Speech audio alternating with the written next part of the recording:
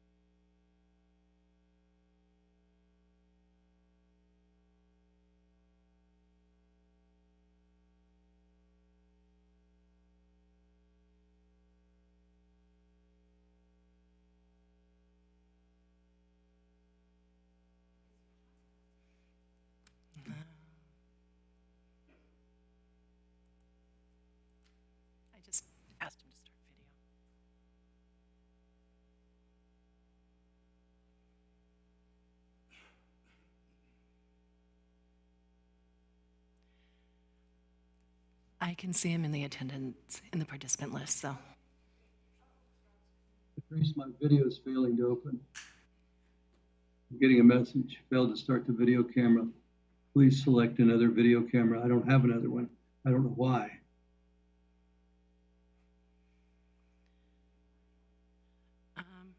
Yeah, the best thing to be then is to leave and rejoin, Rich. Something disconnected. Could you do that, Verly? Sure. you have Okay. to. You made it.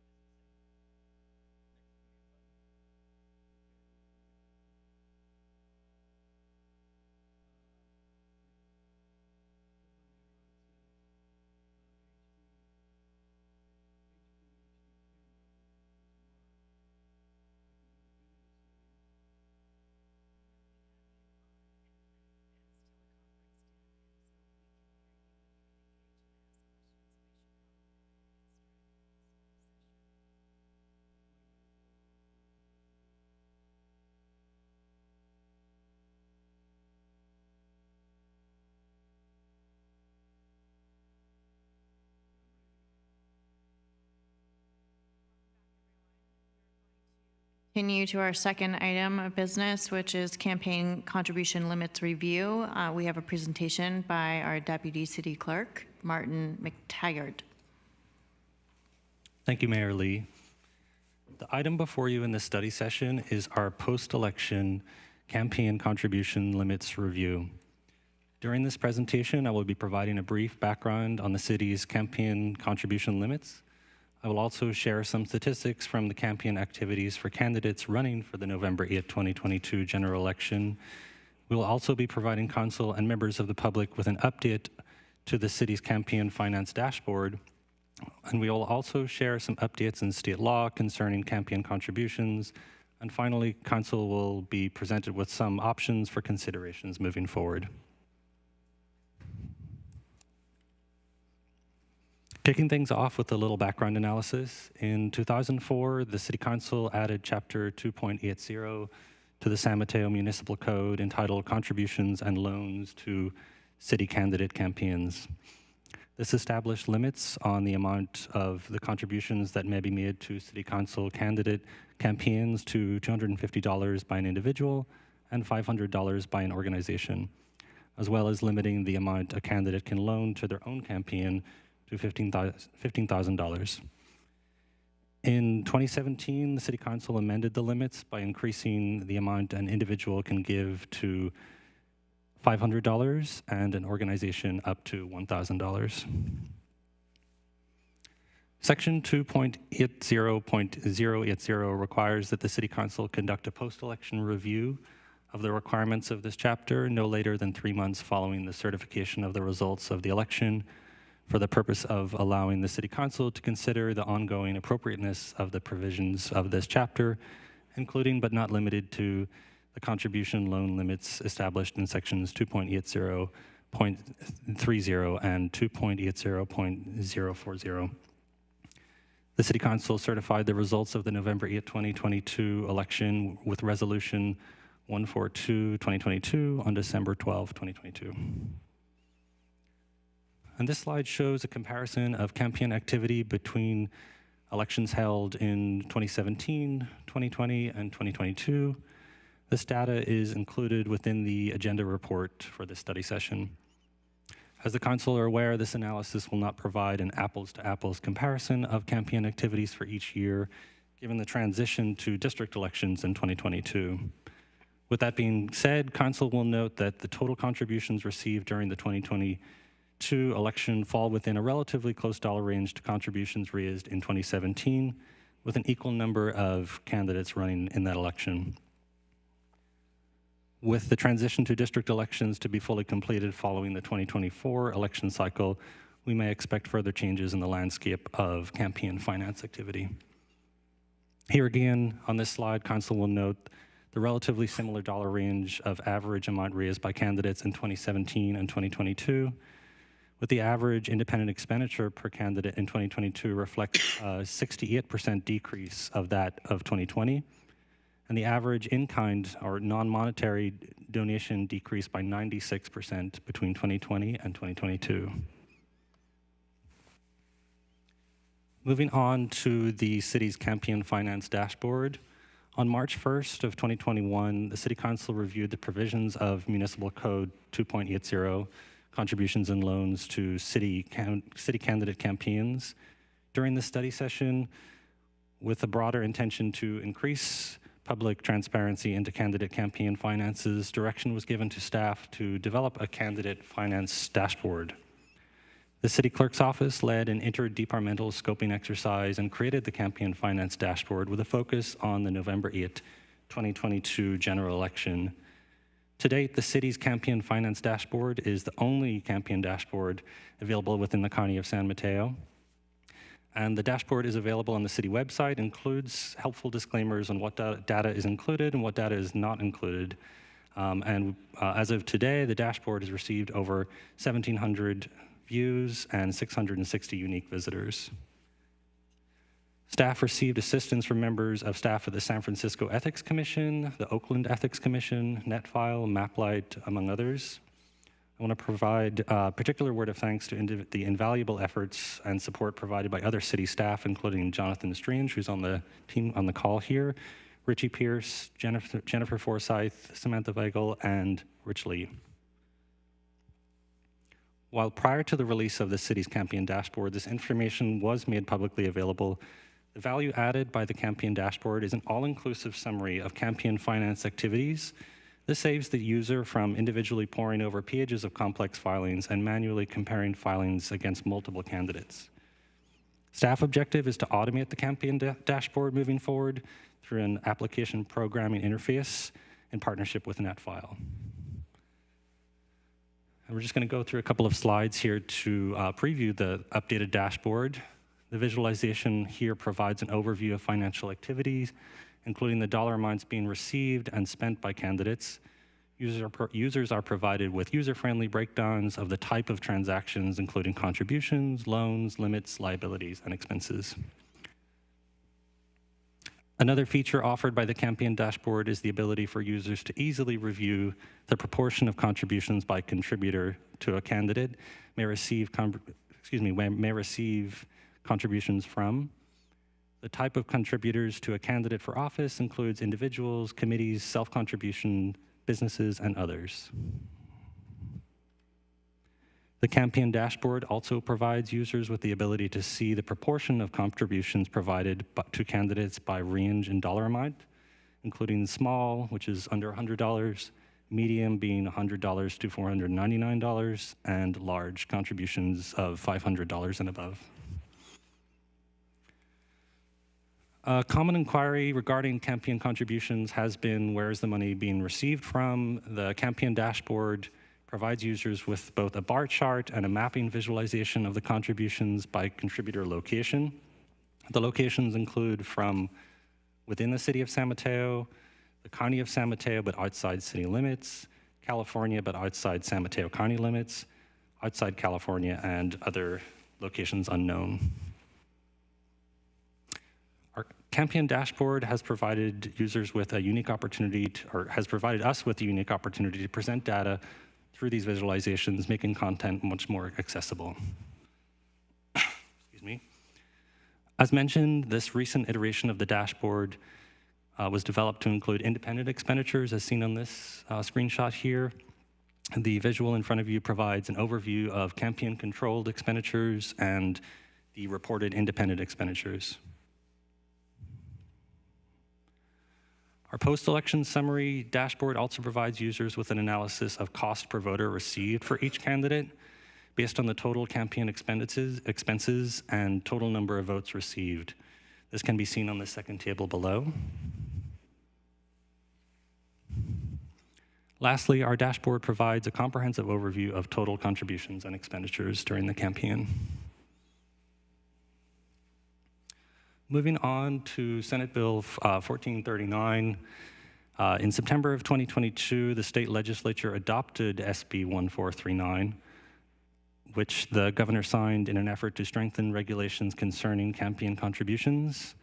Effective January 1st, 2023, SB 1439 expanded campaign contribution-related restrictions on local officials, particularly with respect to local elected officials such as members of city councils and boards of supervisors. State law now provides that campaign contributions of more than $250 would be a conflict of interest for local officials and would require recusal in certain situations, such as where the donor was an applicant for a license or permit. The previous 3-month restriction on campaign contributions following a decision was extended to a 12-month restriction for both appointed and elected officials. If a local official does not willingly or knowingly accept, solicit, or direct a prohibited contribution, the violation can be resolved by returning the contribution. Council have a number of options to consider in this post-election review. Some considerations may include, but are not limited to, item number 1, no changes to existing city campaign contribution limits. Assembly Bill 571, effective January 1st, 2021, applied a default contribution limit to city and county candidates when the city or county has not already enacted a contribution limit. Recognizing that state law limits campaign contribution on municipal election, the council could choose to repeal the current code provisions in their entirety. One advantage of this approach is that there would be one consistent system of campaign finance rules applicable to state and local elections, the one set of definitions of key terms of the law applicable throughout the state, which may help avoid confusion and make it easier for campaign candidates and treasurers to comply. The other advantage with this option is that enforcement would be performed by FPPC, freeing up city attorney resources. On the other hand, the limits are significantly higher than under state law, and concerns might be raised about the perception that wealthier donors might garner greater influence through large donations to council candidates. The other item for consideration here is adjust the amount of contribution limits. The current code limits contributions by individuals to $500 and contributions made by organizations to $1,000. And these limits, as I mentioned earlier, were last adjusted in 2017. The council may choose to leave the limits as they are or direct that limits be adjusted. And I've noted here the City of Berkeley's limitation on contribution includes an adjustment on dollar amount for cost of living changes in the January in January of every odd numbered year. And then option number 3, research alternative campaign finance models adopted by other agencies. And this again, going back to towards the goal of protecting public confidence in the political process, council may direct staff to research recent initiatives taken in other jurisdictions within the area of campaign contributions and offer council the opportunity to consider their application to San Mateo. Such initiatives may include, but may not be limited to, public financing, for example, within the city of Berkeley has been introduced, whereby candidates may receive a 6-to-1 match on donations to campaigns up to $60. And most recently, voters in the city of Oakland similarly adopted public financing of city and school board officials. And with that, staff are available for any questions you may have. Any questions? Councilmember Lorraine. Thank you. Maybe this is a question for Prasanna, but I'm just curious about how detailed and clear SB 1439 appears to be with regard to the types of potential conflicts of interest that could result. We saw in the report a note about an individual giving a contribution, then coming to the city for a license or a permit. Are there other examples of potential conflicts of interest that are clearly noted? Yeah, so the legislation is fairly complex, and it really refers to those that are part of a proceeding. It could be an applicant for a land use entitlement, or someone who's seeking a license or a permit, as Martin noted. The statute also refers to participants in the proceeding, and it's defined as somebody who is either supporting or opposing, what's before the council, and there's a financial component to it as well. So it applies to those individuals. A recusal could be required if, for example, an applicant for, let's say, a land use development permit made a contribution of more than $250 in the previous 12 months. That wasn't on the slide, but that's the recusal. That's the period of time you look back to. And then the statute also has a prospective component where 12 months after the decision, that same group of people, the people who are essentially involved in the proceeding, cannot then make contributions to the council after the decision is made. So it requires kind of reading several times to get a handle on it. But the state, I think, has some materials on it, that PPC, that is. And the FPPC actually came out with an opinion earlier just this year, stating that it was not intended to be retroactive, so that a campaign contribution made in 2022 would not be taken into account when applying SB 1439, which makes for, I guess, a simpler implementation because the retroactivity was a little unclear. So all that being said, it's complicated, it requires a careful reading, but I think it's just important for the council just to be aware of those who have made campaign contributions kind of going forward from those who are involved in proceedings before the council. Thank you. And I guess I'm just a little curious, like maybe hypothetically, how this might play out, after, with this now taking effect, is the, given that we have at the moment, like, I guess if council decided to keep its citywide limits and not revert to the state limits with FPPC overseeing it, would the city attorney or other city staff be tracking contributions made to current city council members before a planning commission item comes up, a land use element, or how might this work going forward? Yeah, that's a really good question. I mean, for planning commissioners, it would apply, let's just say if a planning commissioner ran for office and then didn't succeed and stayed on the planning commission, then that's how it could come up for planning commissioners.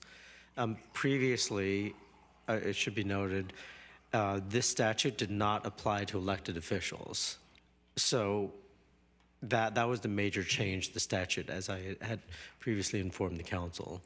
As far as keeping track of campaign contributions, I would really look more to the council to keep track of your own campaign contributions and see like who has contributed to you or any of them involved in a proceeding that's before the council. So that requires kind of going back and looking at your campaign statements and also looking ahead to see future agenda items, what might be coming forward that could involve those campaign contributors. So to answer your question, I would look more to the council to keep track of those contributions. That's different than, for example, looking at real property interests. So I do look at that, but I also rely on the council for that too. So that's more of a dual effort, but for campaign contributions, I would look more to the council for that. Thank you. And I guess I'm trying to understand a little bit of like how much of like proceedings this might cover. It's, you know, I think I understand that, you know, land use decisions, applicants, potentially developers in this, you know, the city or the area that come to the city, folks applying for a type of license that might come to the council, which I feel like is somewhat rare. It would have to be of a certain size or scope beyond ministerial normal work. Are there other examples that like I'm missing but would seem like important for candidates and council members to keep in mind of like potential contributors who would come to the city in such a way that we would want people to make sure they're keeping donations under a certain guideline? Yeah, so in other words, what kind of proceedings should you be on the lookout for? Yes, more or less. Yes. So the statute refers to situations while a proceeding involving a license, permit, or other entitlement for use is pending. So I'll stop right there. So it defines license, permit, or other entitlement for use as meaning all business, professional, trade, and land use licenses and permits and all other entitlements for use, including all entitlements for land use, all contracts, other than competitively bid, labor, or personal employment contracts, and all franchises. So it's a pretty wide scope. And, you know, it applies, the prohibition states that when those kinds of proceedings, I'm sort of shorthanding it, proceedings come before the council, then it refers to an officer of an agency, which now includes the city council, cannot accept, solicit, or direct a contribution of more than $250 from any party or party's agent or from any participant. So those are the two types of people, like parties and participants, and those are defined. A party is a person who filed an application for or is the subject of a proceeding involving a license, permit, or other entitlement for use. That's why we kind of shorthanded it as someone who's applying for a permit.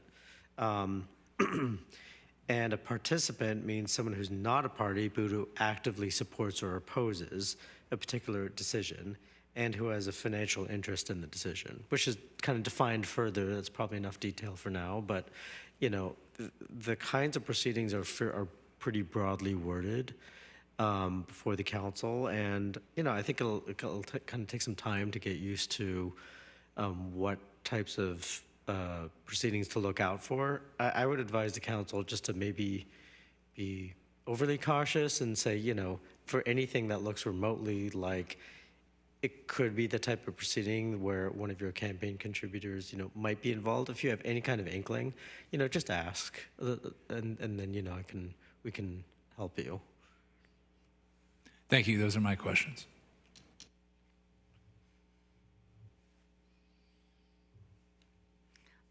I had some questions about the public funding options. I'm just curious to hear, can you elaborate a little bit on the models that are out there? So This item was added to the presentation just to kind of provide council just another option for providing staff direction. I haven't done a significant amount of research into what's going on out there. Just at the surface level, looking at both the city of Berkeley and the action taken in the city of Oakland. The larger intention there is to increase the number of contributions received by local candidates, by people living within their jurisdictions. The city of Oakland, from my awareness, adopted a similar policy or a similar approach that was taken in the city of Seattle, and they've entitled their project Democracy Dollars. So individuals or residents who qualify would receive essentially a voucher that they would be able to provide to candidates running for office.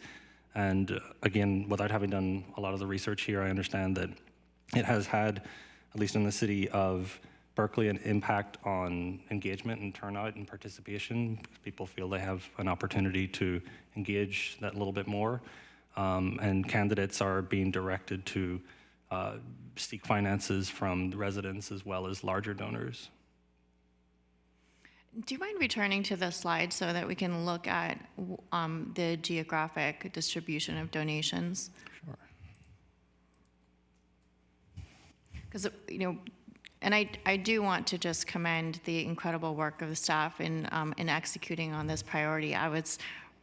This was one of my council priorities long ago, and I was really happy to see it all come to fruition, and worked really closely with Patrice to kind of map out what this could how this could come about and what it would look like. And so it's so gratifying to see it launched and so successful and actually being utilized, which is great. So it looks like one of the metrics that our previous council felt was very important as a measurement of community buy-in was donations that could be attributed to within the county and within the city.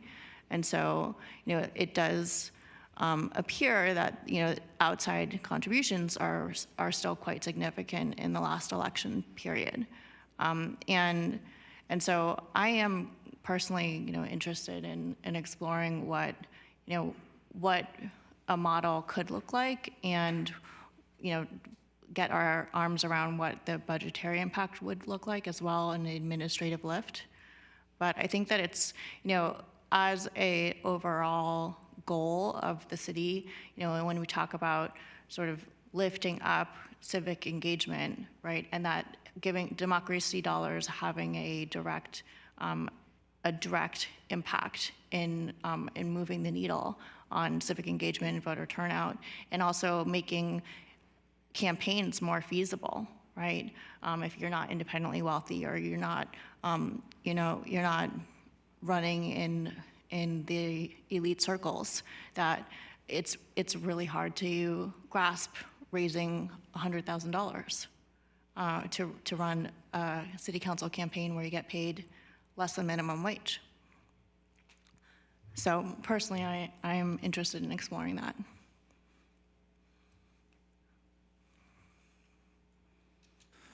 Through the chair, Mayor, I would agree with that. I am also interested in exploring that.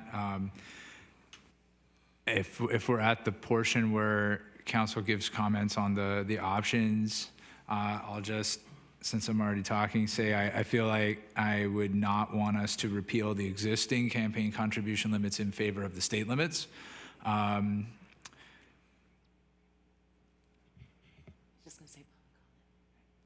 Yes, of course.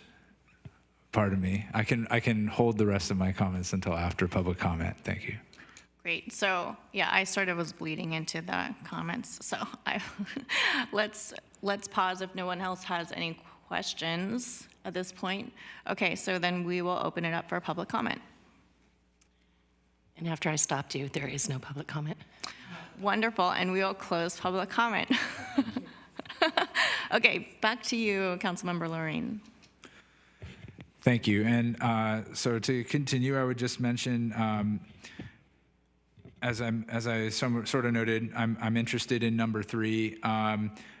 With regard to adjustments, I'm on the fence at the moment.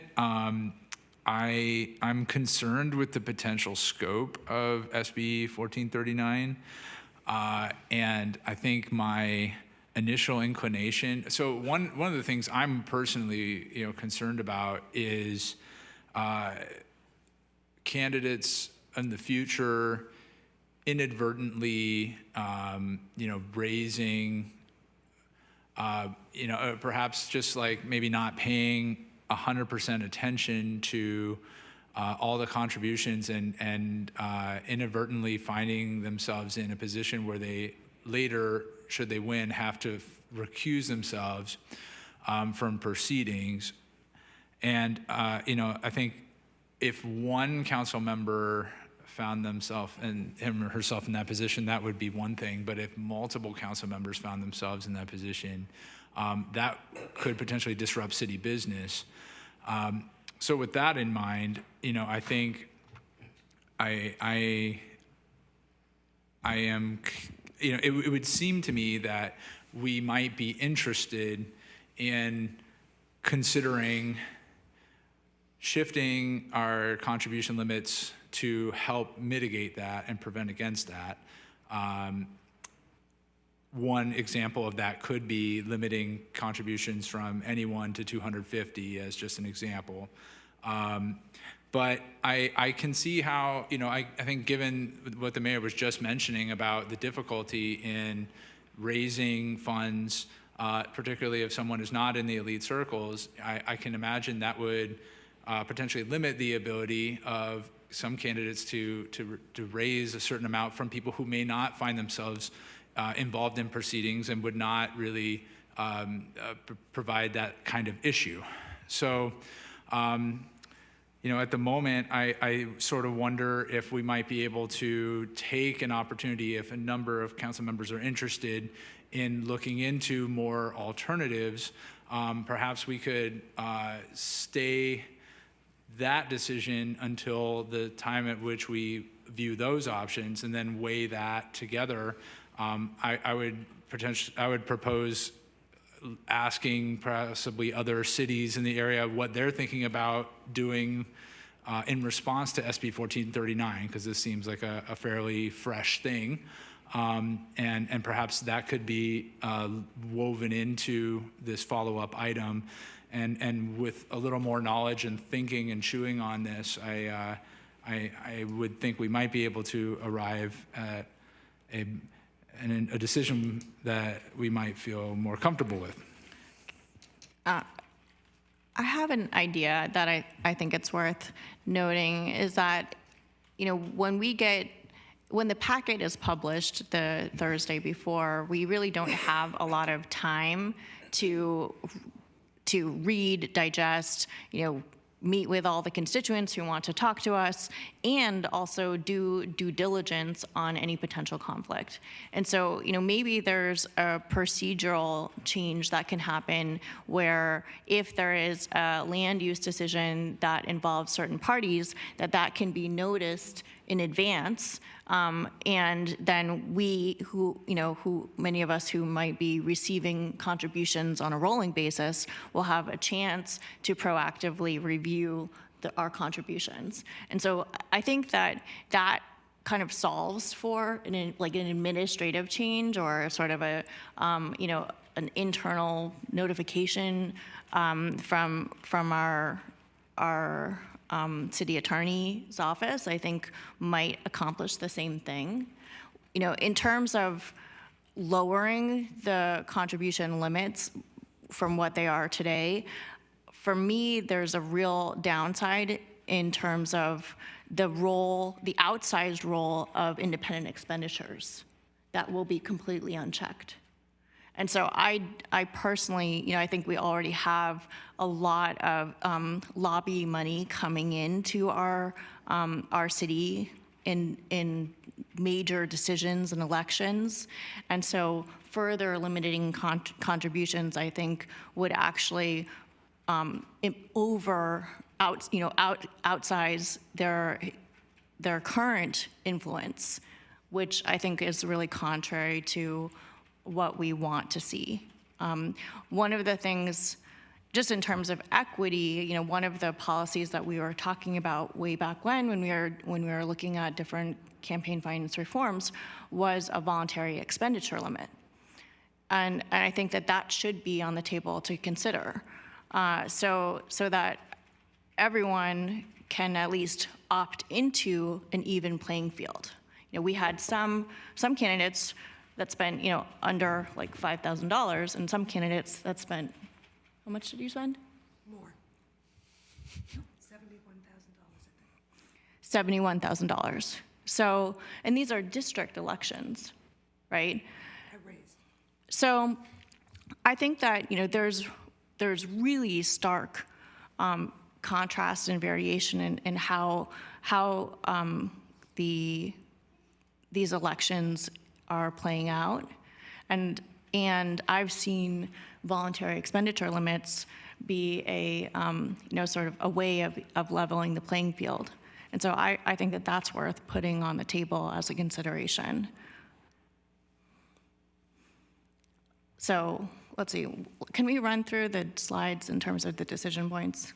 Sure, and I think Councilmember Hedges has his hand raised. Oh, great. I can't see you, Councilmember Hedges, so thank you for chiming in. Okay, yeah, thank you. I had some questions that were actually answered by everything that you asked, and as well with everything that Councilmember Lorraine asked. I actually had the same concern that Councilmember Lorraine had. What happens if 3 of us are conflicted out? Fortunately, that won't happen to me this year because I didn't have to raise any money, but it could next year. I think there's going to be some self-policing with this, especially with developers. They're going to want everybody able to vote on their projects as they come forward, and I'm sure that they'll have plenty of finance people that will tell them what to do with this. It has to be on their horizon. I will say, I'm not for reducing it, and I had the same concerns, Mayor Lee, that you did about independent expenditure campaigns that I was going to raise. I think that we should probably do a small increase to match inflation, maybe 600 for individuals. That's just throwing out something. It doesn't have to be in concrete. So those are my primary comments. I do have, Prasanna, a question for you. I want to make it clear, for instance, when Councilmember Lorraine talked about maybe cutting it 250,000, is it 250,000 or more, or is it more than 250,000? It's more than $250. Okay, thank you. That explains it. And just to clarify, if there was a situation where, for example, some number of the council had accepted a donation and there was going to be a hearing, there would be still an opportunity to return the donation. Is that correct? Well, it depends. I mean, there's a temporal limit on, you can return the contribution within a certain number of days. In some cases, I think it's 14 days. I think in other cases, it's 30 days. So, but the look back period, the recusal period, I'll call it, it's a 12-month period. Okay. So the time may have long since passed.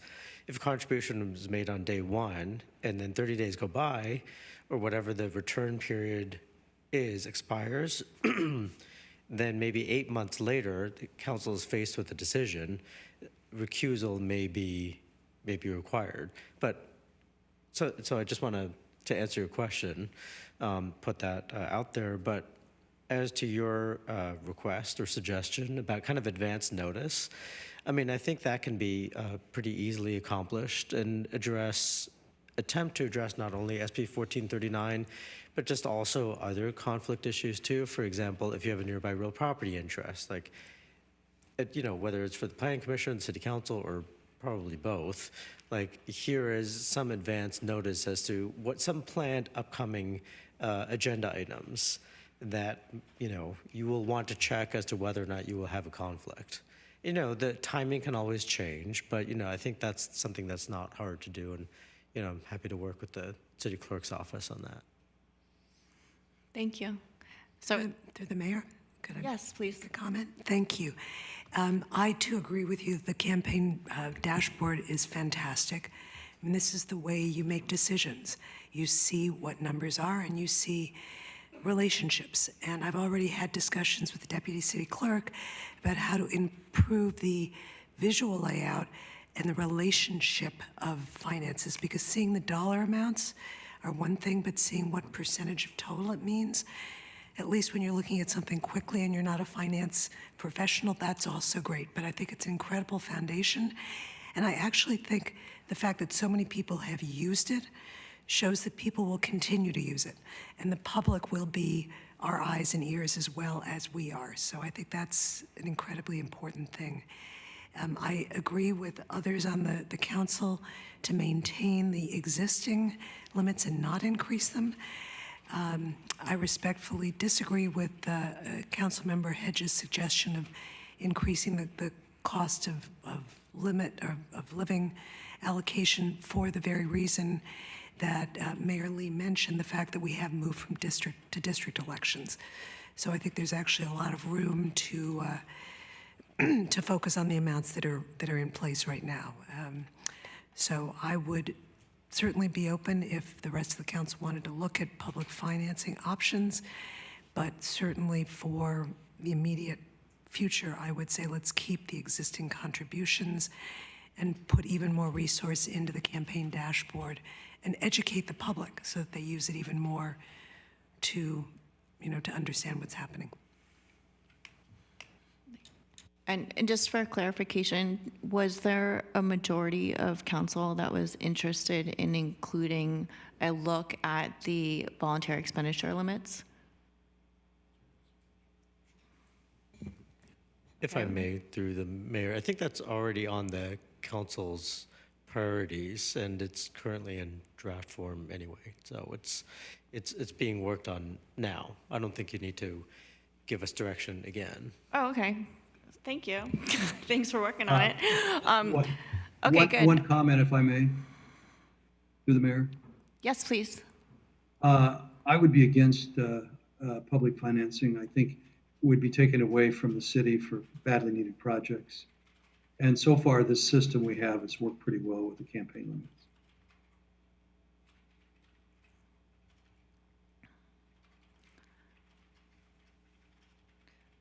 limits. Councilmember Newsom?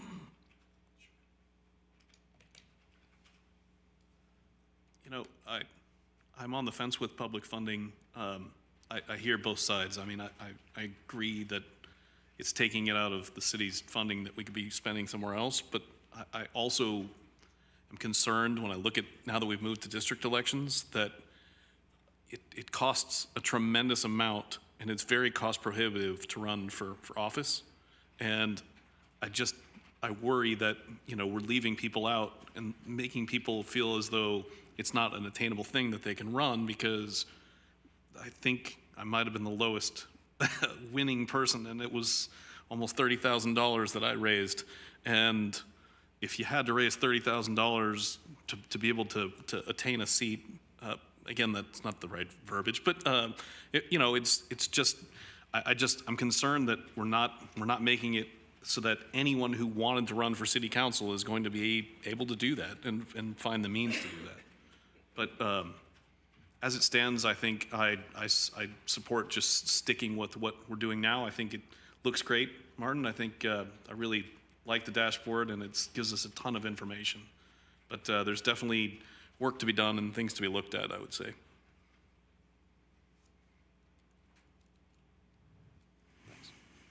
So you're interested in looking at it?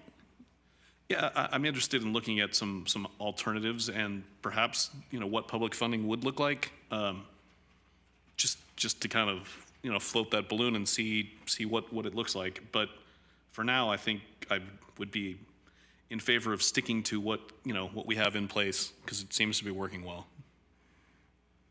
Okay, so just to summarize, what I'm hearing is that a majority of council is okay with keeping the existing limits, that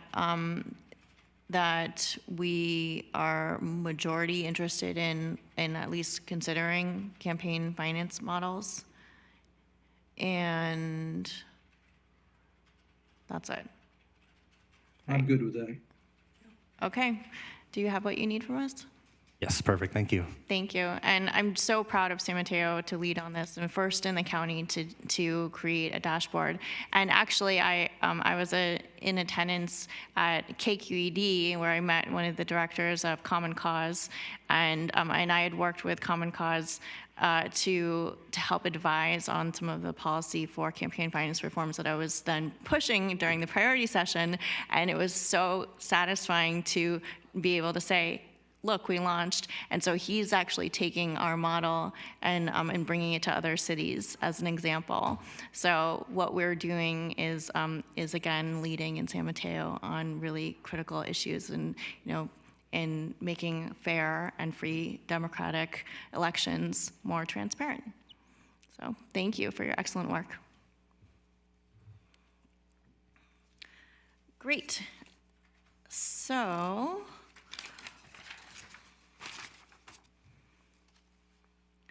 I guess we can adjourn. So we will adjourn until our next meeting at 7 p.m. See you then.